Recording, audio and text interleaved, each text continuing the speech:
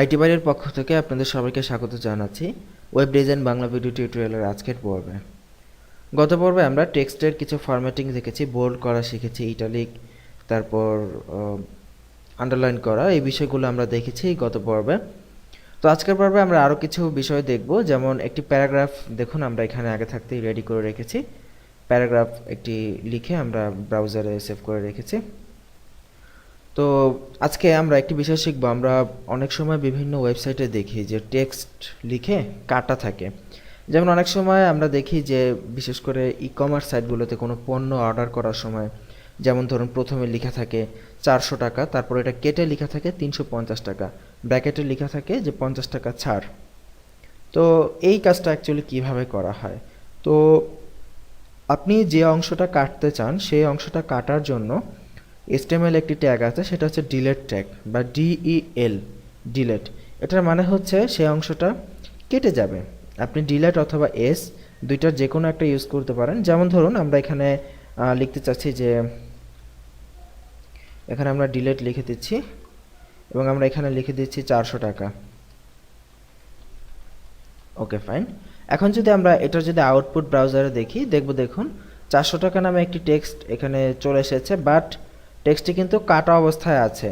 এবং আমরা যদি এর পাশে কোনো টেক্সট লিখি যে 300 টাকা, তাহলে দেখব যে 300 টাকা কথাটা কিন্তু ঠিকই 300 টাকা অবস্থায় আছে, বাট 400 টাকা কথাটা কাটা অবস্থায় আছে। সো এইভাবে যদি কোনো টেক্সট কাটার প্রয়োজন পড়ে আপনারা ডিলেট ইউজ করতে পারেন, অথবা এখানে আপনারা চাইলে এসও ইউজ করতে পারেন। আমরা যদি এস দিয়ে ট্রাই করি দেখব এটা কাটা অবস্থায় আছে। আবার যদি কোনো প্যারাগ্রাফের কোনো নির্দিষ্ট অংশ কাটতে চান, যেমন আমরা চাচ্ছি এখান থেকে একটা নির্দিষ্ট অংশ, এতটুকু অংশ কাটা থাকবে, আমরা চাইলে এটাকে খুব ইজিলি এভাবে কেটে দিতে পারি ডিলেট ট্যাগ ইউজ করে। আমরা দেখব যে দেখুন এখান থেকে এতটুকু অংশ কিন্তু কাটা হয়ে গেছে আমাদের প্যারাগ্রাফে।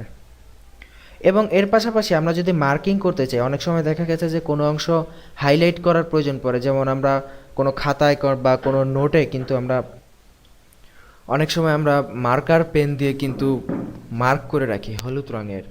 সো এই মার্কিং আমরা কিভাবে করতে পারি? যেমন আমরা যদি চাই এই অংশটাকে এখান থেকে এতটুকু মার্কিং করব, সো এটার জন্য আমাদের HTML একটি ট্যাগ রয়েছে, মার্ক নামক ট্যাগ, এবং এটাও ডাবল ট্যাগ। আমরা যতটুকু অংশ মার্কিং করতে চাই ততটুকু অংশকে এইভাবে মার্ক ট্যাগ দিয়ে আমরা এটাকে ডিফাইন করে দিব। তাহলে যদি রিফ্রেশ করি দেখব এই যে আমরা যতটুকু পোর্শন এখানে মার্কিং করতে চেয়েছি ততটুকু পোর্শন এইভাবে অটোমেটিক্যালি খুব ইজিলি মার্কিং হয়ে যাবে। তো এইভাবে আমরা চাইলে কোনো অংশকে কাটতে পারি, আবার চাইলে কোনো অংশকে এভাবে মার্ক করে দিতে পারি। আবার যদি আমরা চাই যে মার্ক করা অংশটুকু বোল্ড হবে, তাহলে কি করবেন?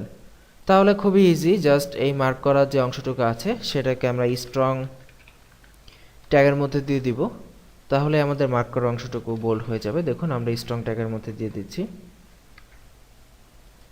রিফ্রেশ করি দেখব যে মার্ক করা যে অংশটুকু ছিল দেখুন সেই অংশটুকু কিন্তু অন্যান্য লেখা থেকে কিন্তু বোল্ড হয়ে আছে। সো এই হচ্ছে অ্যাকচুয়ালি আমাদের বিষয় যে কিভাবে এই ছোট ছোট কাজগুলো আপনারা করবেন।